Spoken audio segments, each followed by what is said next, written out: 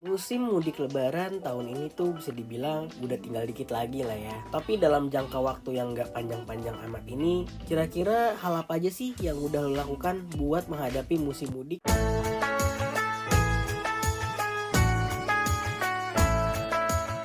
Nah, yang pertama, pastiin kondisi fisik lo itu tetap prima ya.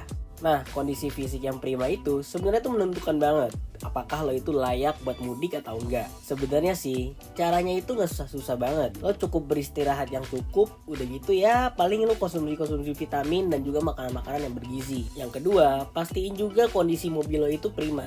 Nah, selain kondisi fisik, kondisi mobil juga sebenarnya menentukan nih bagaimana mobil itu nantinya layak apa enggak buat lo ajak mudik. Caranya gimana? Sebenarnya halnya simpel-simpel aja. Kayak misalnya buat oli, buat mengakomodir perjalanan jauh, pastiin dulu oli lo itu cukup apa enggak dan kira-kira masih layak dipakai apa enggak. Kalau lo udah cek mesin, pastiin juga nih lo cek kaki-kaki dari mobil lo, apakah kaki-kakinya itu bermasalah apa enggak. Karena kaki-kaki mobil itu menentukan juga nih kenyamanan dari sebuah mobil lo.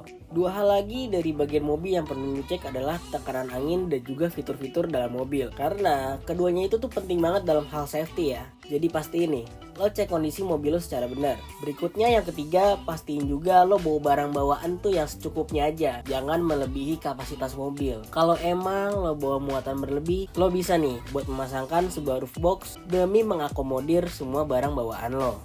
Tapi lo pastiin juga roof boxnya jangan dipasang secara asal-asalan ya. Yang keempat, pastiin level bahan bakar kendaraan lo itu dalam kondisi penuh ya. Jangan sampai kosong banget. Karena sayang nih, kalau misalnya sampai kosong banget pasti bakal menimbulkan kejadian yang emang lo gak inginkan banget. Kayak misalnya mogok. Selanjutnya, yang perlu lo perhatiin adalah kondisi dompet lo. Jangan sampai keuangan yang kita bawa ketika mudik itu malah jadi kurang. Karena kalau kurang pasti akan merepotkan lo di tengah jalan. Oh iya, sisihin juga tuh dana lo buat dipasang ke e-tol. Dan juga lo harus ambil nih uang cash secukupnya, karena itu bakal berguna banget dalam keadaan darurat. Dan yang terakhir yang perlu siapkan adalah daya baterai, kuota internet, dan juga bekal seperti makanan serta obat-obatan yang berguna banget kalau dalam keadaan darurat. So itu dia nih beberapa hal yang perlu lo perhatikan ketika mudik menggunakan mobil versi Ottosia. Gimana? Menurut lo masih ada yang kurang gak sih? Tulis pendapat lo di bawah kolom komentar ini ya.